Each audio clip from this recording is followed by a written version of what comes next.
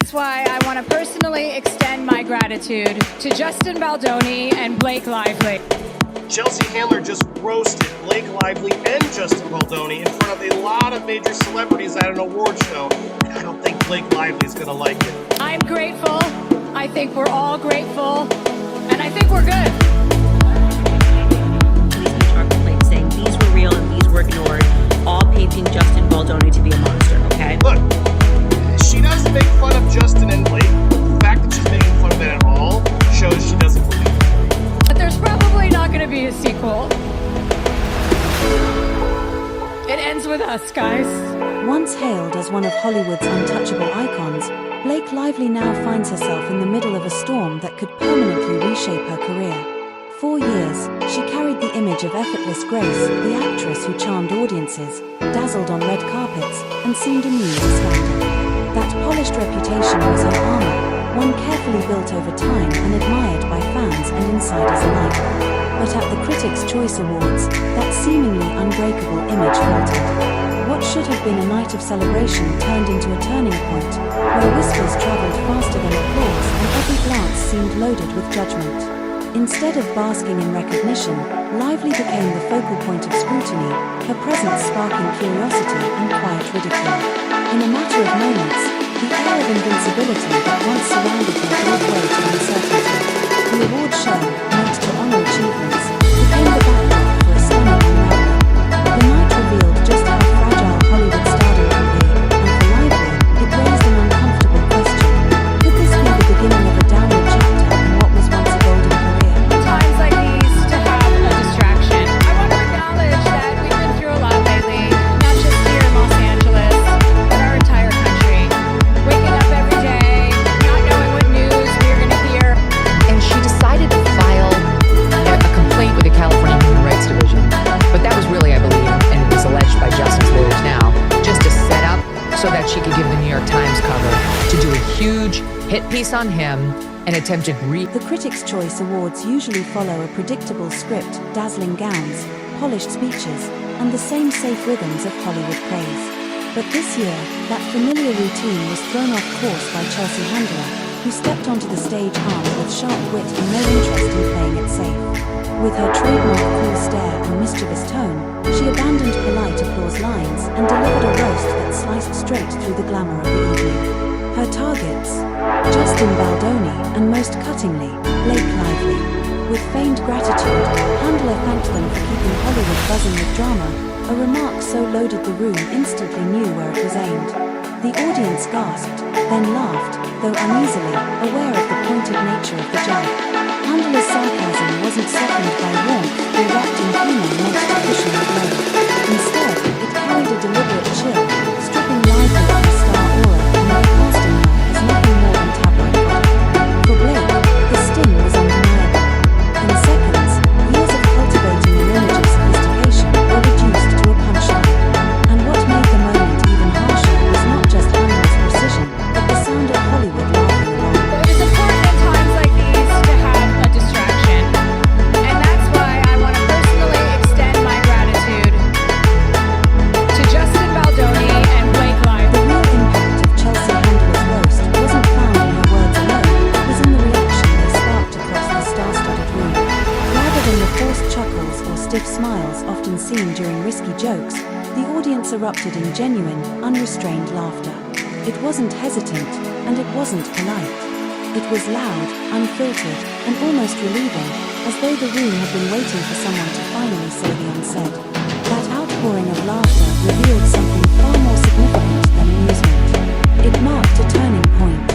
For months, Hollywood insiders had quietly played along with Blake Lively's carefully framed narrative, nodding in public while reserving doubts in private. Handler's sharp jab broke through that caution. In an instant, it gave the room permission to breathe, to laugh openly at what many had already been questioning behind the scenes. This wasn't just about one joke landing well.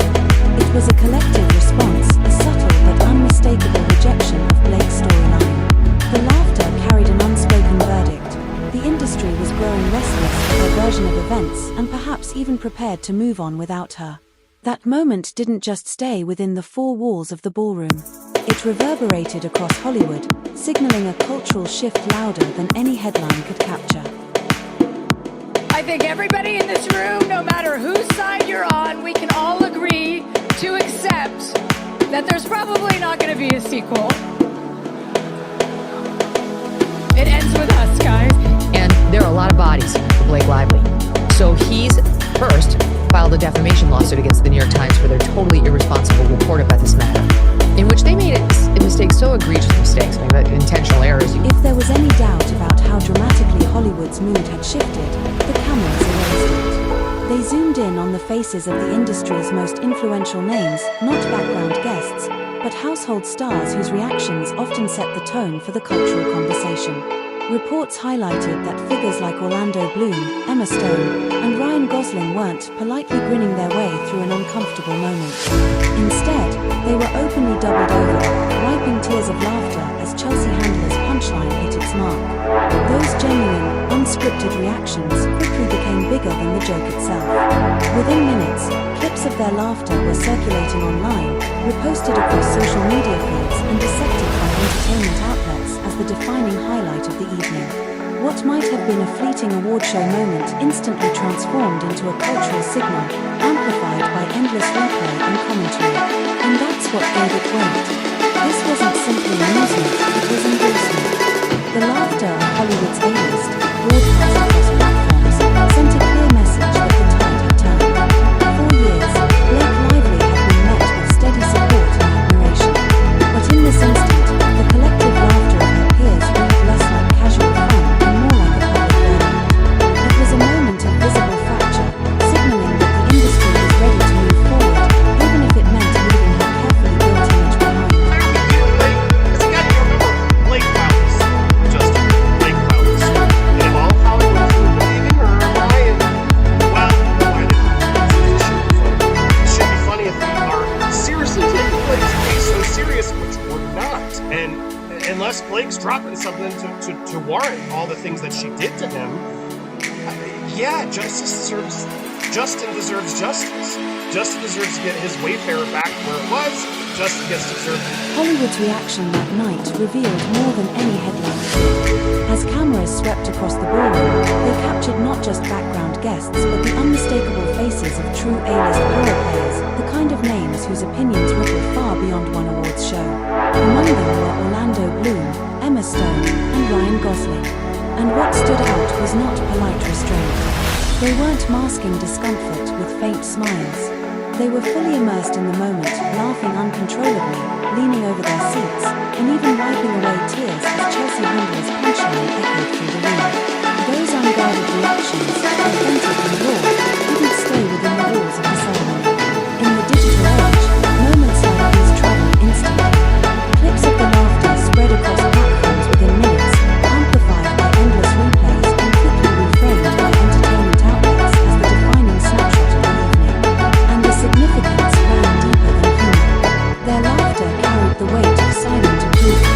It signaled a shift in perception, a subtle but unmistakable break from the once unquestioned support Blake Lively had long enjoyed. For years, she stood firmly backed by Hollywood's applause.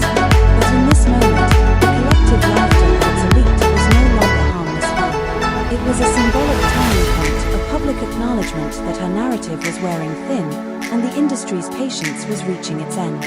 I would challenge back. This is absolutely not good for Blake Lively right now. To see the Critics' Choice Award, which is a lot of critics, people coming in, the press, like people who review the films or at least hobnob with the studios. They're there trying to be nice to all the celebrities. 6. At the center of this unfolding controversy lie the serious and far-reaching allegations Blake Lively directed at Justin Baldoni. In her legal complaint, she accused him of repeated harassment and claimed he orchestrated a calculated campaign to undermine her reputation and derail her career. These weren't minor disputes or misunderstandings, they were explosive charges capable of reshaping careers, reputations, and public trust overnight. Lively's filings painted Baldoni as a figure misusing influence, someone willing to silence, intimidate, and discredit a woman who dared to challenge him. The framing of her narrative was unmistakable. It was designed to provoke outrage, inspire solidarity, and cast her as a courageous figure standing tall against systemic abuse. For many observers, the claims struck an immediate chord. They aligned with her carefully cultivated image as a strong, fearless woman willing to confront injustice head-on. That resonance became the foundation of the public sympathy she received in the early stages of the dispute. But more than just support, the accusations lit the fuse on a scandal that spread rapidly, pulling Hollywood into its orbit and setting the stage for the storm that has yet to settle. The award shows was actually going to step up and make some moves. So props to Chelsea Handler. I think she could have gone harder. I think she could have gone more on Blake and Ryan, but she's playing in the middle. But all I will say is this is not Blake Lively's. The legal battle took a dramatic and unexpected turn when Justin Baldoni fired back with a counteroffensive of staggering scale. Instead of seeking a quiet resolution or trying to contain the fallout, he went on the attack, filing a $400 million countersuit for defamation and civil extortion. The move was nothing short of seismic, a statement that echoed not only through Hollywood but across the broader media landscape. This was not a cautious defense, it was an aggressive strike meant to flip the narrative on its head. Even more striking, Baldoni didn't limit his claims to Blake Lively alone. Reports revealed his suit also named Ryan Reynolds and the New York Times, dramatically expanding the battlefield and raising the stakes to levels rarely seen in Hollywood disputes. The message was clear: he wasn't backing down, he was prepared to fight with every resource at his disposal. Adding fuel to the spectacle were reports that Baldoni possessed a trove of evidence, receipts, communications, and records that could potentially dismantle Lively's allegations and expose a very different story. What had started as her attempt to position herself as the wronged victim suddenly evolved into a high-stakes war of credibility. In a stunning reversal, skepticism began to mount around Lively's motives, while Baldoni emerged as the one signaling he was ready to reveal the full truth behind the scandal. This sums up Hollywood in a nutshell. Oh God, please don't show me laugh. I don't want to get Blake and Ryan back, but it's funny. Please don't cut to me. Please don't cut to me. Oh God, it's funny though. The saga escalated even further when Justin Baldoni's legal team widened their scope, launching an aggressive strike against the New York Times, the very outlet that had once amplified Blake Lively's claims with sympathetic coverage.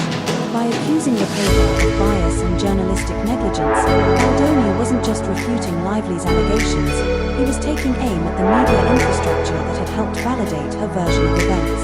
It was a calculated move, one that simultaneously weakened her legal footing and cast doubt on the credibility of the coverage that shaped public opinion in her favor. As whispers grew about evidence Baldoni's camp allegedly held receipts, records, and contradictions in Lively's story, the tone of media coverage began to shift. What was once unwavering support slowly transformed into caution, with reporters asking harder questions and outlets hesitating to repeat the narrative without scrutiny. Every new filing, every carefully worded statement from Baldoni's side chipped away at the carefully maintained image Lively had built. Piece by piece, the facade of untouchable victimhood she had crafted was unraveling. That steady erosion eventually reached its breaking point at the Critics' Choice Awards, where her public embarrassment crystallized the industry's doubts. What had once been whispered in private was now undeniable. Hollywood was no longer hiding her story. Cut to me. Please don't cut to me. Oh God, it's funny though, and I have to laugh at it. This whole thing's ridiculous. And yes, it's been such a wonderful, dramatic distraction. But Clip 9. Amid the escalating legal showdown and the storm of public scrutiny, one detail has become the centerpiece of speculation. Whispers that Justin Baldoni is holding receipts, hard evidence capable of dismantling Blake Lively's allegations. No one outside the legal circle knows exactly what these materials might be, but the mere rumor of their existence has already cast a heavy shadow over her claims. Each hint fuels doubt, reshaping public sentiment. Could they be emails that contradict her timeline? Texts suggesting ulterior motives?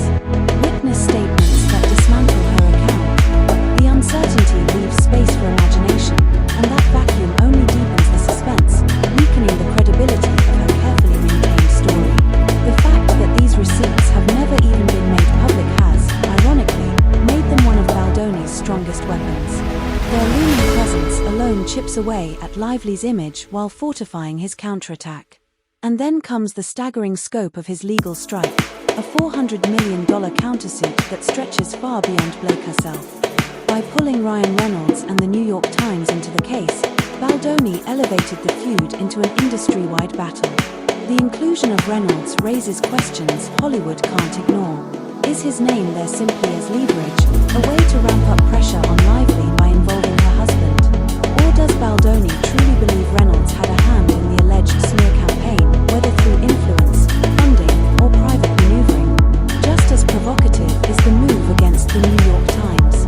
Accusing one of America's most respected outlets of defamation and bias wasn't merely a play for damages. It was a direct challenge to the media narrative that had once elevated Lively's voice. The message was clear: publications that echo her story do so at their own risk.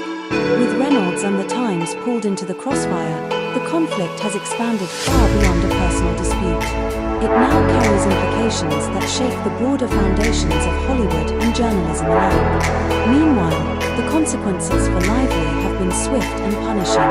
Once positioned as the untouchable darling of the industry, she now faces the possibility of career-ending damage. What began as her attempt to present herself as a brave woman speaking out has unraveled into a darker picture, one of manipulation, collapsing credibility, and fading support. The breaking point didn't arrive inside a courtroom, but under the bright lights of the Critics' Choice Awards. Chelsea Handler's merciless roast, delivered with razor-sharp sarcasm, stripped away any pretense of sympathy, and the audience's roaring, unrestrained laughter sealed the moment. It wasn't just comedy, it was Hollywood collectively declaring it no longer stood behind her. Now, as lawsuits drag on and whispers of unrevealed receipts continue to swirl, Blake Lively is left standing on fragile ground. Once celebrated as a symbol of glamour and relatability, she has become a cautionary tale, a reminder of how quickly a carefully built image can collapse when truth, strategy, and perception collide. Whether she digs in for a prolonged legal fight or attempts to fade quietly into the background, the damage is undeniable. The doubts, the ridicule, and the relentless speculation will follow her. And in an industry where reputation is its own form of currency, the question isn't whether her brand has been tarnished, it's whether recovery isn't impossible.